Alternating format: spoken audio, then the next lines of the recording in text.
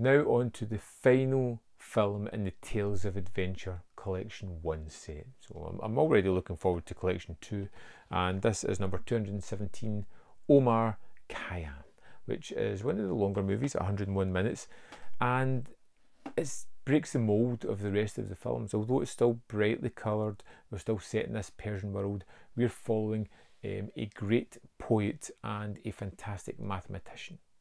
Omar is a character who wants for nothing other than the hand in marriage of the woman that he loves. But he needs a little bit of stature before he can make that arrangement. He has two loyal friends who kind of drag him up, who get him into the council of the leader of these people, and he starts to work on a new calendar. And when the leader of these people takes the woman that he loves as his wife, he is upset, but there's nothing he can really do about it. He just continues his work on the calendar. The Shah knows. He has known since you left. Since you gave him the beauty you had promised to me.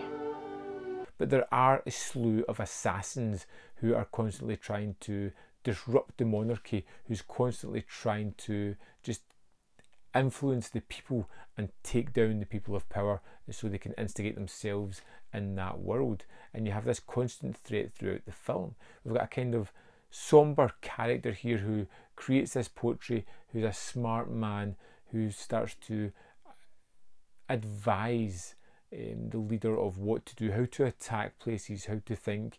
Even though he lost out on his chance of love, he's loyal to this regime. And watching him throughout the film was just fascinating because he was such a wonderful character, one that I really enjoyed spending time with.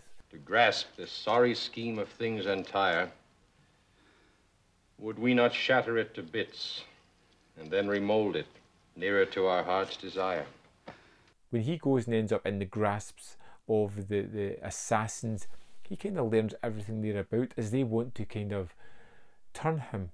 But he has that loyalty to his master, to his leader, and he won't be swathed on that, which is really kind of fun. Where are these assassins now?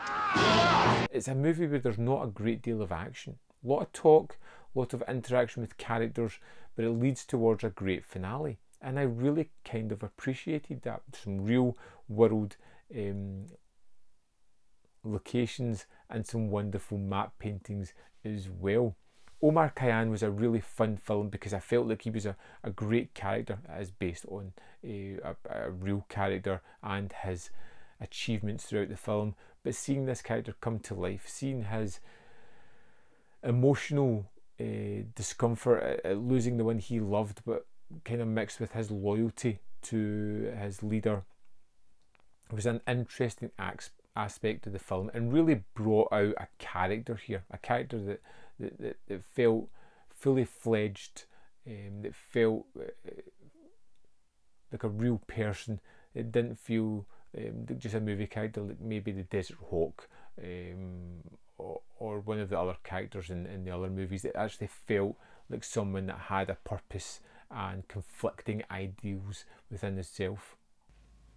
I would have filled your mouth with pearls for every verse you spoke and given you great fame. Fame is a breath on the wind. I love the assassins. They're pretty great as well as the bad guys. The final set piece, which is just terrific and fun.